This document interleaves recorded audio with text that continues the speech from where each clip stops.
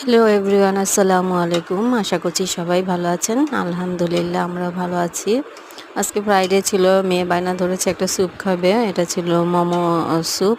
এটা আমি ঘরে আরও একবার করেছিলাম, খেতে ভালোই লাগে। সো মেয়ে বায়না ধরেছে খাবে, তো এই গরমের মধ্যে ওকে এটা করে দিলাম। যেহেতু বাসা আমার এসব করা হয় না এখন, যেহেতু আমি সময় পাই না। তো যাই হোক, তৈরি করে ফেললাম আমার মোমো স্যুপ। এটা ময়দা দিয়ে তৈরি করেছি, আদার্স অনেক কিছু লাগে। এই তো মেয়েকে দিয়ে দিলাম। তো মেয়ে তো হ্যাপি, মেয়ে হ্যাপি, তো আমিও হ্যাপি। ঠিক আছে, সবাই ভালো থাকবেন। আসসালামু আলাইকুম। আমাদের জন্য দোয়া করবেন।